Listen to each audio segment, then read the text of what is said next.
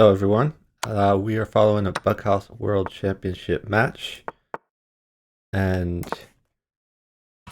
advertising Discord real quick. Okay, so we have the Laundry Bishop and Lore35 versus Jooin and Niels. Lore35 versus Niels45. It looks like the Laundry Bishop team outrates their opponents by about 200 to 300 points. So they're the favorites by rating. But hopefully it'll be a fun match. I am looking for co-commentators. If anyone wants to commentate this match with me, let me know. The timing is good and bad on this. I didn't think I would be awake for this, so I didn't think much of this match. But I realized halfway through making breakfast that this match was going to happen, and I had like enough time to prepare to get this started up. But I'm still eating my breakfast, so apologies for that. It looks like Jooin is winning a rook, but the Laundry Bishop still has a fairly safe king. Even if he takes this, that we get the bishop on a scary diagonal. Lore35 is on the attack. Just develop a knight here. And eventually he may want to take the bishop on e6. He got the fourth knight. I was going to say a little unusual to get the fourth knight. Oh, this is a good attack here. All his partner needs to do is live. Hey, we have someone in the commentator booth here. We got Scary Snakes. Good morning, Chuck. Great to have you, Scary Snakes. We are watching the Laundry Bishop and the Lore35 versus Jooin and Niels45. Are you watching the match? Yeah, I have it pulled up here. Is this game one? It is game one. Yeah. Oh, okay, cool. So I was just in the middle of telling people that I realized this match was going on in the middle of making my breakfast. If I'd realized it like 3 minutes earlier, I would have postponed my breakfast. So I am eating my breakfast. So it's good to have you on because I'm going to be taking a lot of eating breaks this particular series. Oh, okay. I'm happy to facilitate you eating. I realized this match was going on in the middle of gaining consciousness. So we'll see how coherent my words are. Rook just mates for Laundry Bishop. In a normal day, I would say 13 out of 14 days in a given week, I would be asleep now. Oh, and we got the other mate here.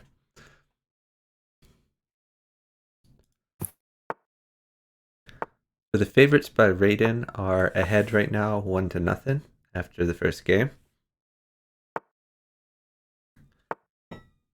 So this rating, this opening where you develop your knights first, the knights get to get tempoed by pawns a bunch. But he's not. The Laundry Bishop isn't losing anything here yet, and he is developing pieces. So I think it's going to work out okay. So what are your thoughts on that line where you just leave your knight on f6 and you let them take it with the pawn? I am a fan if they are my opponent. I am against if they are my partner. I feel like I knew the answer to this question, but I had to ask. So last night I streamed some Bughouse, and normally eventually I'll get a partner from like the Twitch chat, but I was playing in the random pool, and a guy who was my partner was like, "Hey, let's partner," and I said, "Sure, as long as you can get on voice." And usually their answer is like, "What is voice?" or "What is Discord?" and they just say no. But this guy, he made it happen, and I only had to wait like 3 minutes. It wasn't like a 30-minute ordeal explaining how voice chat worked. So I partnered this guy, and like most people on chess.com, the first thing he said to me was, "You are in for a treat because I am super underrated. It is always my partner's fault. I should be like 400 points higher than this." This guy was like a 1400. So I partnered him, and like his move quality was like okay, but he would repeatedly like not listen to anything I said. It was worse. It was worse than me saying like hey, do this, and then he wouldn't do it. It was like he would say to me, what should I do here? And then I would tell him what to do. I would give him like an only move that like doesn't get him mated or mates his opponent or doesn't lose a piece. And immediately after me telling him what to do in response to him asking, he would do the opposite. Yeah, no, he was just collecting that. I don't know if you're aware of this, but he's actually extremely underrated. So he probably knew best, but he just wanted to test you to see if you knew the correct move. It turned out he was not extremely underrated. Oh my god, that's so funny. Okay, everyone check nice. that VOD. He was a nice guy though. It was fun partnering him, but I lost a little bit of hair from pulling it. Oh man, I'm sure it was nice. That sounds infuriating. Very, very funny when it's not currently happening. But if I was experiencing that, I was like, what have I done to you, God? What have I done to deserve this treatment in my life? I'll repent. I'm sorry. Hey, Noob Blair. Thanks for watching. Really appreciate it. So for those who might not be aware, this is Bughouse. I'm going to put the rules in the Twitch chat. If anyone has any questions, feel free to ask us. So we're covering a game of the Bughouse World Championship.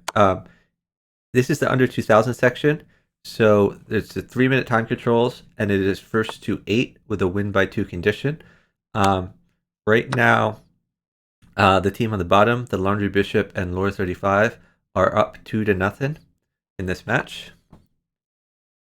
Scary Snakes is another one of the organizers of the Bughouse World Championship, and we love having him in the commentator booth. Always entertaining. Niels just took a bishop instead of winning a free pawn. That's a fireable offense, in my opinion. Like we might see a rage quit from Jooin right now because his partner. Okay, his partner has another chance to take this pawn. If you don't take this pawn, Niels, this is your chance at redemption. No. Okay. Yeah. I vote to instantly disqualify Niels45 for not taking this free pawn. He had 2 chances. The king is a little cramped for Niels as well. Like at some point, you want to move the d pawn to get this queen's bishop into the game. That's developing's cool and all, but I'd rather take a free pawn. No, I'm with you. I'm on board for the free pawn. But I forgot who I was. What was I thinking? But I do think it's instructive that if you look at the difference in the numbers game, Lore35 and Niels45, the main difference I see is in development. And Niels45 is very cramped. Lore35 is getting his pieces developed. And that's an open-end difference that we often see between players of different ratings. That's something you can do to improve if you're in if you're the lower rated guy, is try to do more development. I'm not sure why he hasn't taken this bishop yet. Bishop takes bishop is like an auto move for me. I think he's sitting for his partner. Oh, okay. I see. Yeah. That makes sense. He's chosen to take the pawn now that it's losing a piece. Like this. I feel like he was listening to me and he just wants to upset me. Oh yeah. So you're right. My bad. They are up 30 seconds. So this does make sense to sit because a knight mates. I don't think a knight's going to come, but still, and sit it down, get some initiative. He does need to watch out for draws, so I think he moved up to prevent the draw. But up is scary, so we'll see. I think I think it's just Jooin, but it might be Jooin. He's eventually going to run out of pieces here. Okay, but now he's given up initiative, so Lore35 can just trade a bunch, and his partner can start attacking. I would have liked to see something on f3 instead, but that's not the world we live in.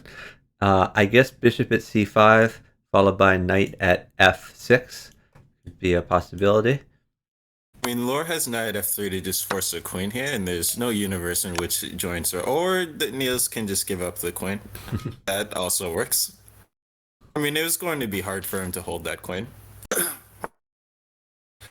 All right, let's see the laundry bishop's mating technique. Yeah, a good line of checkmate here would be literally any move. That's a check.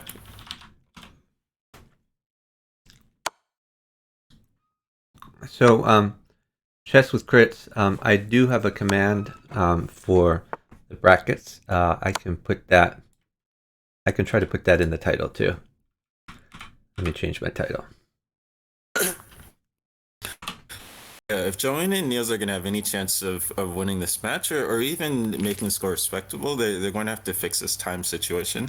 They've been down 15 to 30 seconds in every game so far, which you just can't have in Bughouse matches at this level.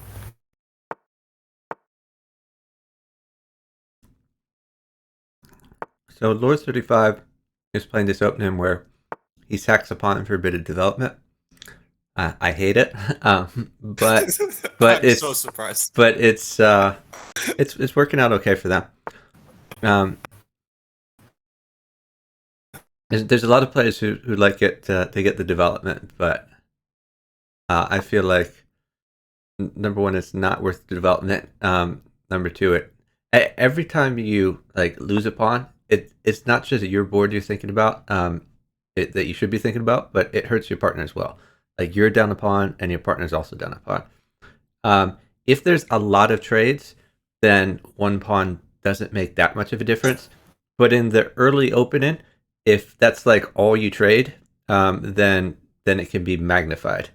The fact that your partner's opponent has one less pawn, that their opponent can get some advantages from that. Thanks for the follow from Tin Alone. Really appreciate it. Hey, Gilly King.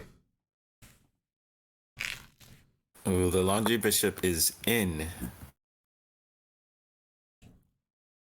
He has opened the front door and he's invading all of Jooin's sensitive places. He is. This knight move also defends the bishop, so that's an extra feature of that. Yeah, how to continue here is what? Yeah, I think taking this queen is fine. Yeah, we should be fine if we just take this all. Yeah, I think they can trade the bishops. Lore35 is safe enough. And not only that, but the laundry bishop is safe too, because the bishop on b5 guards c4, which would be the natural place to drop a knight after everything trades. I mean, there is some like pawn at c3 or bishop at c3, but yeah. I think we're going to need a heavy of some sorts, which shouldn't come because the time difference is again significant. I don't like this double sitting though. Why are both players on the team not moving? Well, now this hangs b5 for free. I'm not a fan of this. But if queens are coming, then never mind. It makes sense. The material doesn't matter as much. You just want to stay safe. But I think if this was played a little bit faster, we could have not given up a piece. As it stands, so Jooin can't defend this position. They're just going to get mated.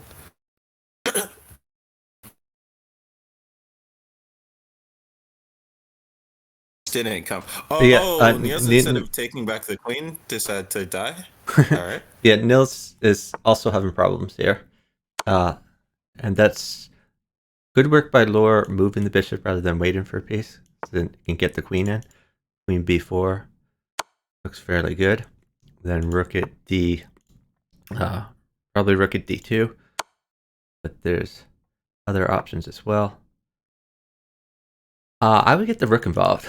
Maybe rook e8, something like that.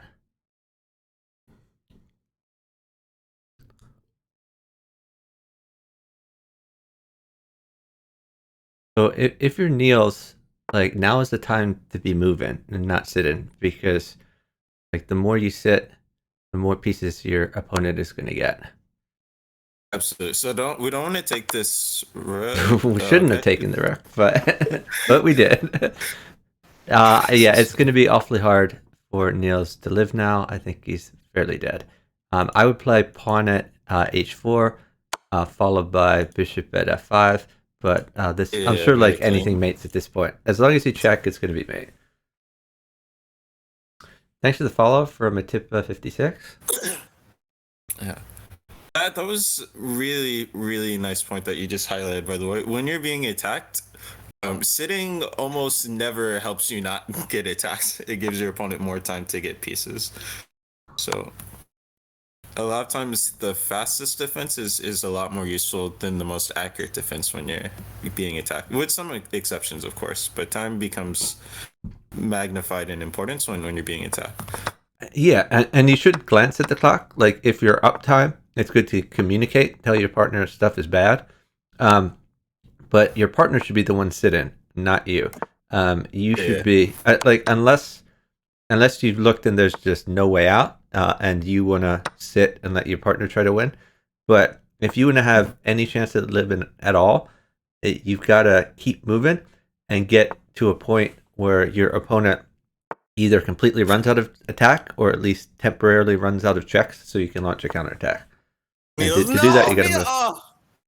I'm sorry. Well, I didn't want to interrupt you, but oh my god, screaming in turn. Whoa, no, it's even worse.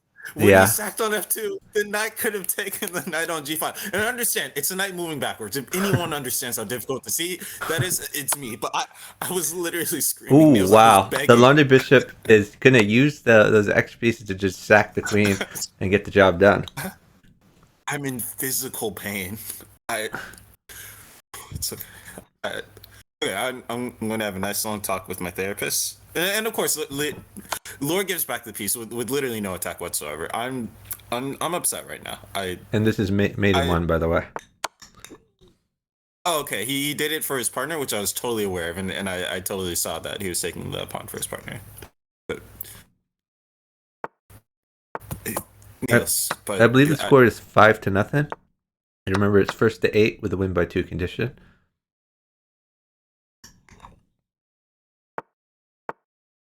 My feelings are hurt. It's gonna take some time to get over this emotional damage, but no, I believe in the homie Niels. He's gonna make it up to me right now. He's gonna win so many pieces. He knows the pain I've been through, and he never wants to put me through that agony again. So Jooin would benefit from a pawn. Oh, he should have put a pawn on e4 to fork the 2 pieces. This idea also works after pawn takes someone's pawn. Yeah, that's true. This is another good attack, but don't hang this knight. We probably want to play like e6 or what is that? Is that h5? No, at a5. I'm bad with my notation. I like e6 because it opens up your bishop as well. This knight check is kind of underwhelming to me because like what's your knight doing on c2? My king's very safe on. So the fact that he hasn't moved his e-pawn, hasn't developed his king's bishop, pawn at e6 is a threat from the laundry bishop. Hopefully we'll see it. Whoa. Oh, nope. He goes to win the queen instead of the king. But that's still a pretty good attack. But pawn at d6 would have been devastating though. Oh yeah, for sure. So I think that Lord certainly had better than bishop e7. Like with a small amount of material, some diag g3 should have been mating, but the time difference looks a lot better. He's given up a bishop to get the king out.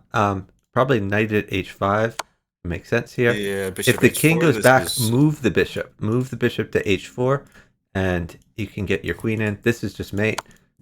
This is also mate.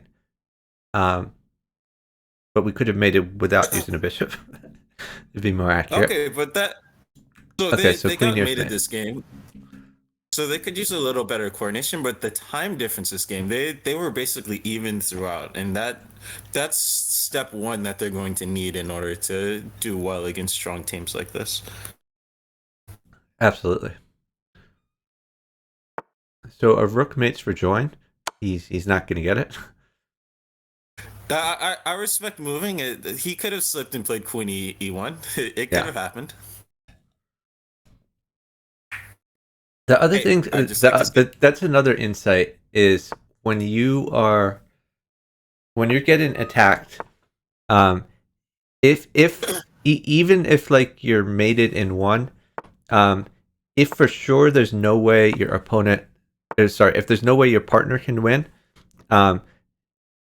even if you're up time, if there's no way your partner can win, and especially if you're down time, I would make the move immediately rather than wait in at all.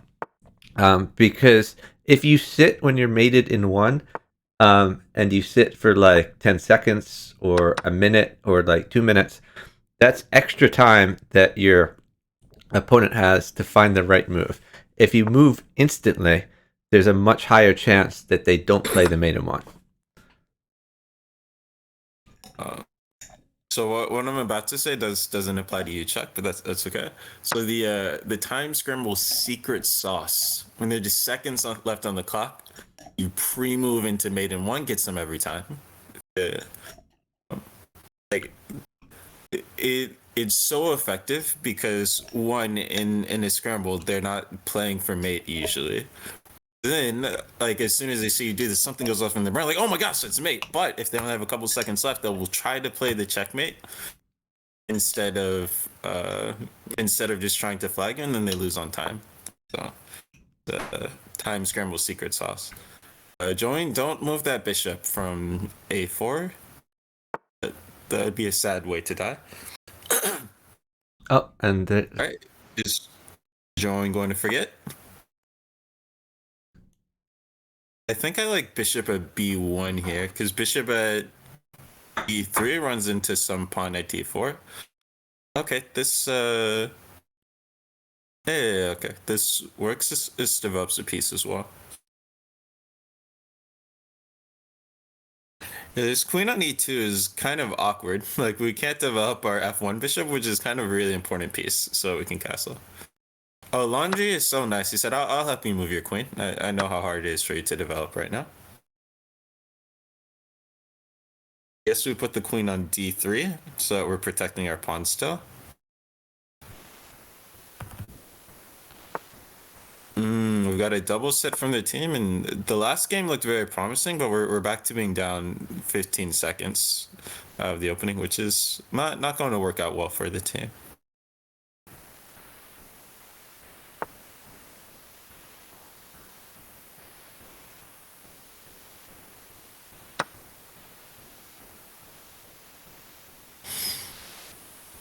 Yeah, so knight takes e7 for Niels, but it's going to be followed by pawn at d6, and you're defending forever and losing pieces, and you're already downtime. All right, so Laundry Bishop has a mate threat right now. So, for example, Jooin, yeah, you can play knight e6. It's kind of underwhelming because you check him and then the king just moves. And I still have to deal with pawn at d2, so I would have castled there as Jooin. Yeah, like, you're down so much time, a ton of pieces can come. Right now, castle for sure. Yeah, and he does it. Jooin agrees. Why didn't he just take? Jooin could have just taken a free rook and did not. But at least he's pinning a queen. I would take with pawn. Well, actually, either you could make an argument for either one, but I like pawn takes. Unfortunately, I don't see any universe in which Niels does not meet an untimely death. Probably knight f3 to guard the mate. You could just drop a new pawn in. That's another option. Pawn at h2, pawn at g. Oh, he's going to attack. That's reasonable. Move the bishop. Bishop to g4. Get the bishop in. Yeah, strong. Whoa. I mean, here's where an opportunity where you'd love to be uptime, so Jooin can sit for pieces. Okay, Lore just has a mate here with rook at d8. Probably knight takes bishop. If you're not going to mate, at least get the attacking piece off of there. Oh, he's going all in with the attack. Interesting. Yeah, this pawn on b2 is kind of a hero. It's preventing rook a1. And I predict that Jooin's going to flag here. That is a great prediction. I think the only way they don't flag is if they run out of checks and they forget that queen at h2 is still a mate threat. I bet, again, he could just take the bishop. Finally, he takes the bishop. Oh, Jooin with the pace. Hold on. Jooin said, "I'm not about to flag. You don't know what I'm about." Yeah, he is. Oh, to get the Did not cleaner. flag. Did He's not not flag. flagged. That. Oh, and they were 0.3 seconds away from winning. Oh Oh. yeah, yeah. So he could have been a little more accurate with his defense there, but yeah, he was in a time scramble situation. Interesting thing is that the Laundry Bishop, was his long term plan, I'm sure. That king was an attacking piece. You notice that king is covering the F2 and F4 squares, preventing the other king from escaping. And you know what? I'll take responsibility for that because he was listening to my secret sauce, which was in time scramble, so you pre-move into mate in one. But I forgot to clarify, it's in time scrambles where your opponent's low on time. Because the reason it works is because we flag our opponent because they're trying to checkmate us instead of continuing to just pre-move everything and try to flag us.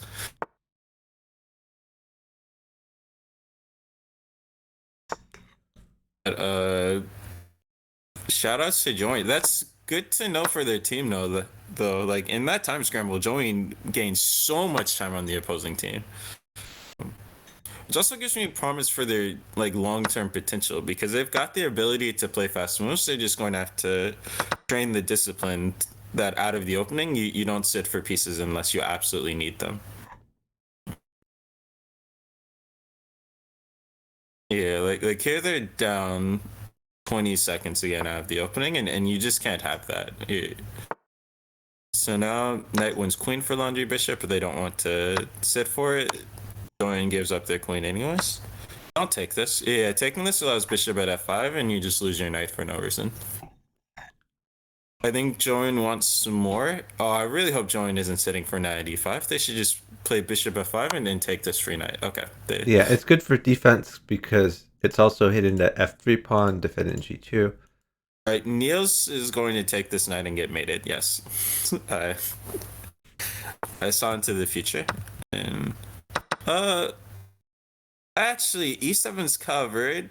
Yeah, I think he would have needed like another rook. Although now knight at e5 is a very good move. Yeah, there was king e8. I didn't realize that e7 was. I like Lore35's position a lot. So you could even just take the rook, and then you have like two different threats, or you could hang a knight. That's possible too. Don't you dare take this rook. But hang a knight, we're checkmating him. Okay, maybe the knight shouldn't have been on that square. Yeah, but you can checkmate well winning pieces. That's all I'm saying. But your move was going to checkmate down the line, and I would like to checkmate him immediately. This is not immediate checkmate. Okay. It should have been though. Fortnite was maybe on a different square with a V dot. Like if I'm your partner, even if you put the knight on e5, that's not immediate mate. A small number of pawns are mating for you. Like I worked my tail off slaving to get you these pieces so that you can deliver a nice fat checkmate, and you're like, oh, I'd rather play with my opponent and take some pieces instead. I would still mate. I would just give my partner an extra rook and not hang a knight. What if your partner said, for Christmas, all I want let me clarify. Right, I would get my partner an extra rook and not hang two knights. All right, queen takes pawn.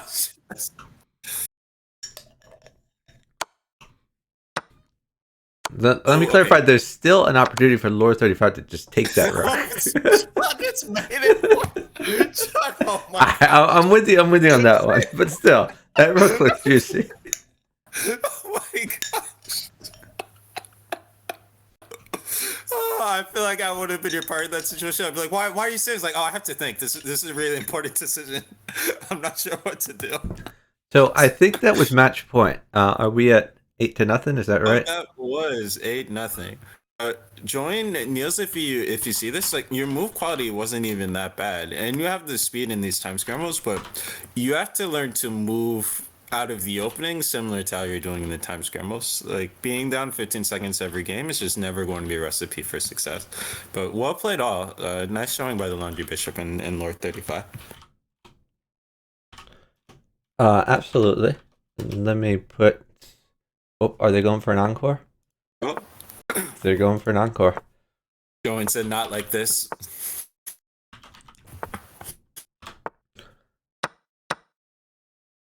So I'm not sure if they're aware that the match is already over, but they can obviously continue to play if they so desire. These are more games for fun. I do want to mention, looking at the calendar here, and it's about 9:33 a.m. for me Eastern Standard Time. At 2 p.m. we're gonna have an open section match. Crazy 8 and Die Blaue Sau versus Ecarf and Ego Smasher. And I should be able to cover that match. I will try my best to do it. Crazy 8 even came into my chat and said last night and said, "Hey, we have a match coming up. Hope you'll cover it." So I'm gonna try my best to do that. Oh, I want to see that match so badly, but I have to Lore, leave Lore, for work like 40 minutes after it starts. Lore35 should be playing Rook to D1. Well, he could also take F7, but I liked Rook D1. I liked Rook D1 a little better than Castling because now B1 is a little bit suspect. Like if there's Rook at B1, King takes, Knight at E4, that could be problematic. But anyway, the point of this is you're pinning the knight and gonna get to pick up that knight without leaving your king in any hawk. So the cool thing about this move is that it would be bad even if the knight wasn't pinned. In fact, I'd go so far as to say the knight being pinned stopped us from needlessly sacrificing it on B3. Although that knight is a goner regardless.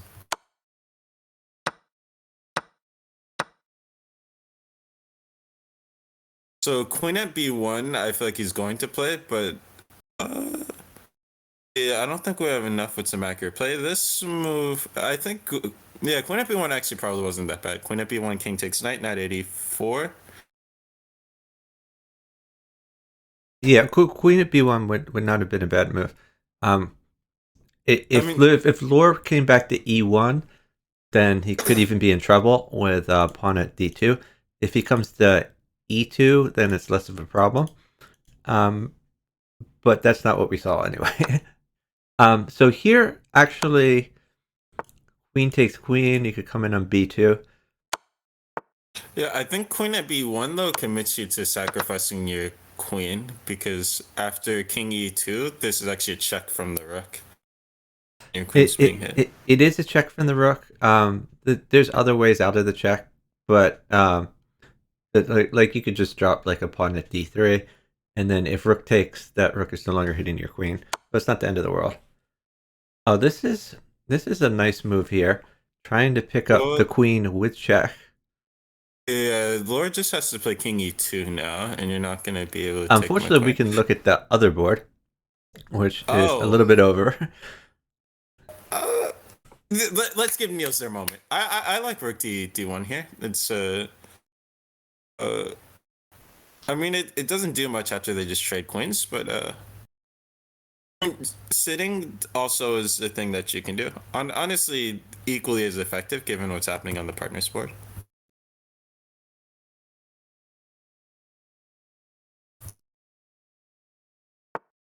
Are they done? Well, they're not. These people are ready to play. So we were speculating. Perhaps they misunderstood, and we're thinking it was like the first to 9, as in the open section. But now we're speculating maybe they could be under the mistaken impression that they need to play all 14 games, which they don't. So we're in for more games. Or maybe they just think bug is life, and I mean, can you? Yeah, I mean, they might just be playing for fun. I'm not sure. Well, I mean, in matter of point, they are playing for fun. The question is, do they think they're playing for fun? I think for Lore35, pawn at G4 is a much better continuation in these lines. So when you sack your knight on G2, pawn at H2 is a little underwhelming unless you have a rook or a queen, because you're not going to be able to make progress if Niels just goes to G1 like a sane human being. Thank you. Pawn at G4 puts puts pressure on the light squares similarly, but you keep the king on g2, which is a much more tender location. Thereafter rook f1, there's no way for Lore35 to make progress unless queens come. Now, if Chuck were Neil's partner, he probably would have instantly taken the free bishop on e4 and said, like, if a queen mates you, that's your problem. I want a piece. I feel attacked right now. So chess genius in the chat, just to clarify, it is like this match is already over. It was 1-8 with a win by 2 condition, and the final score was 8-0. These guys are still playing. We're not sure why they're still playing, but it's fun to watch. So we're gonna keep watching it. So the score right now is 9-0, probably soon to be 10-0, and we really have no idea when they're gonna stop. Honestly, I could put up like a prediction in my Twitch channel, like how many games are these guys gonna play.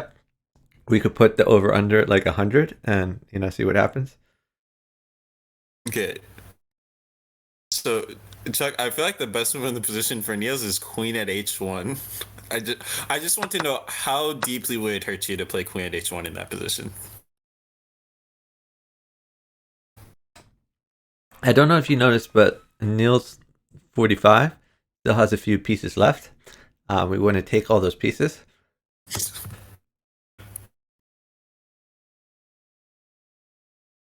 See, queen at g4 doesn't want a piece because he has blockers.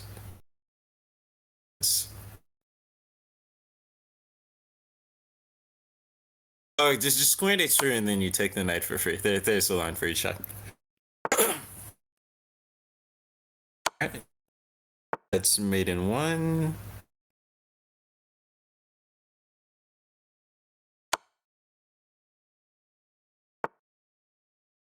Use your existing queen. Oh, he gets Chuck Moulton's stamp of a seal of approval. He is his existing queen.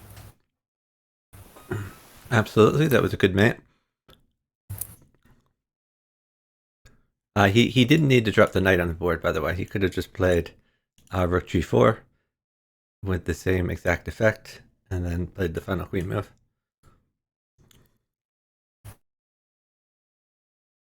Oh, it looks like they...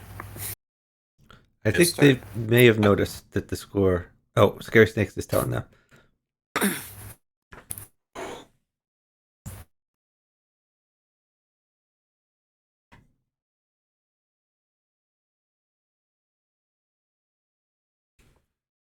Oh, okay, they were.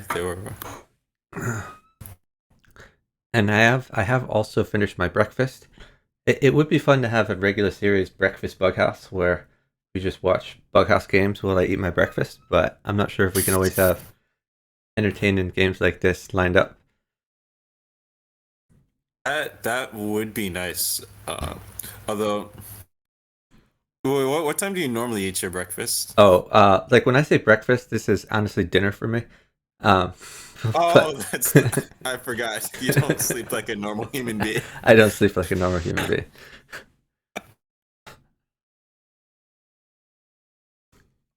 But no, there's honestly there's a wide range, and that's something I should do about at some point. But like, yeah, I try my best to eat 3 meals a day, and I don't constrain myself so much about when I eat them. I just try to get them all in, and this is me getting that 3rd meal in. Well, what are your thoughts on savory foods for breakfast? Could you clarify what you mean by savory foods? I mean anything other than the typical like sweet, like pancakes, waffles, cereal. So what I just ate was a protein smoothie, which tastes more like dessert than breakfast.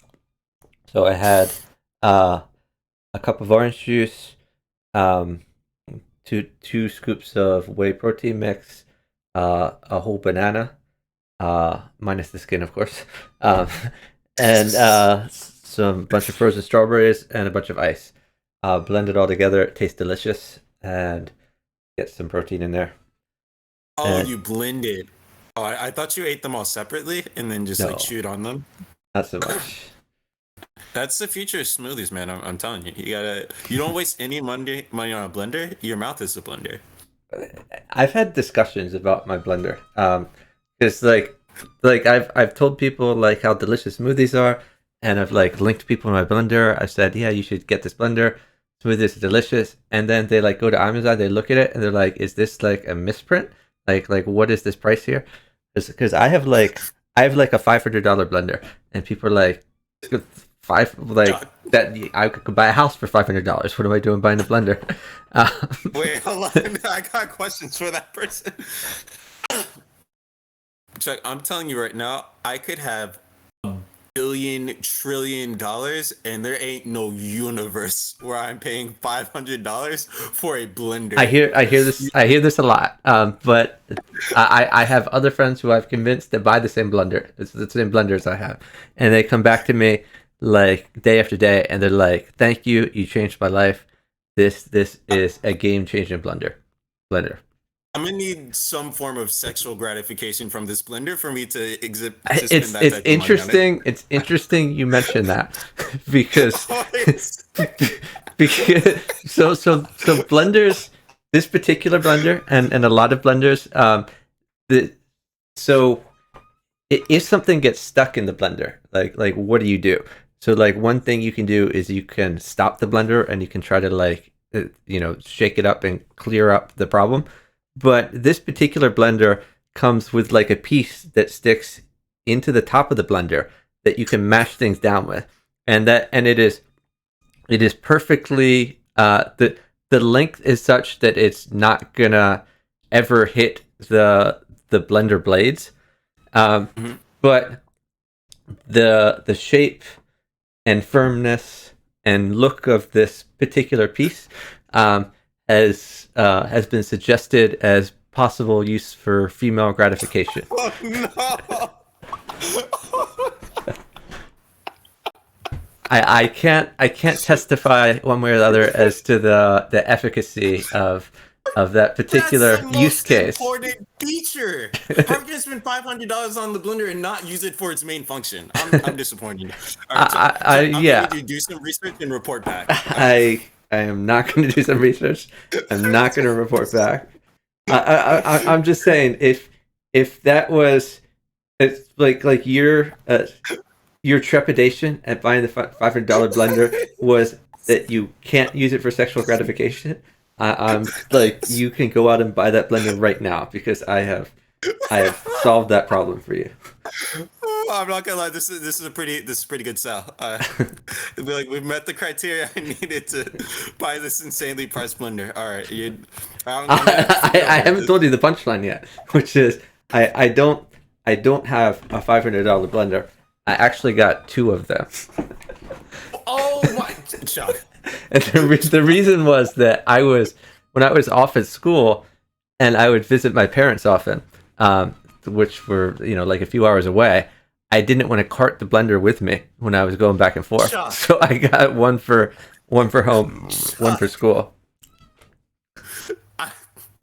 That's where all the Twitch sub money is going for. Is it right into blenders?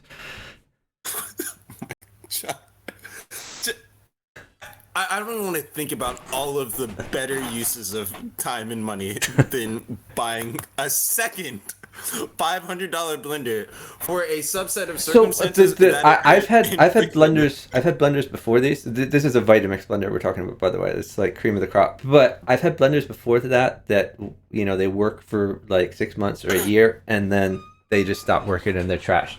Vitamix are guaranteed for life.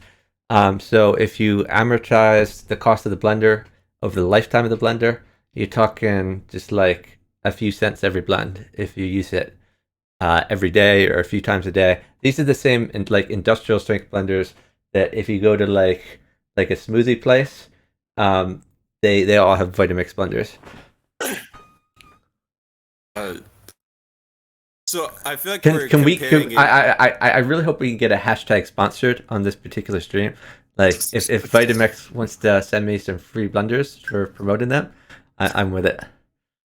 If anyone believes in your product enough, it is this man right here. I am imploring you to give this man a brand deal. Oh, two of them. right, Chuck, all I'll say is we're gonna need to have a talk about this at some point. And Absolutely. I'm And worried when about you you. say talk, I think what you actually mean is intervention. and, Yes, thank you and for I reading between understand. the lines. I didn't want to put you on blast in front of the stream, but this is actually definitely grounds for an intervention, Chuck. Oh, okay, all right. I'm Okay. going to go eat breakfast of my own, but thanks Well, for having me thank you on. so It much was a for joining blast, us Chuck. for the commentary. And as I said, I hope you all will join me later today at around 2 p.m. Eastern Standard Time for the Crazy 8 match in the open section. Looking forward to that. We are going to raid. So we're going to send you all to hashtag chess. Hashtag chess is playing in the Bughouse World Championship in the under 2000 section. So let her know you love Bughouse and look forward to seeing her game, which I believe is scheduled for Friday this particular week. We'll try to cover her game as well as it comes up. She's partnered to Anna Maya, another streamer. If you haven't followed yet, I'd appreciate a follow so you can get notified of my future streams. I mostly stream this, which is Bughouse, but I also stream some 4-player chess, do some Puzzle Rush Puzzle Battle, and some other variety games like Tetris, the card game Bridge, Keep Talking Nobody Explodes, Sudoku, etc. So really appreciate everyone who joined me, and I hope you all have a great morning. Hopefully I'll see you all again in the afternoon for another stream with more Bughouse World Championship coverage. Bye everyone.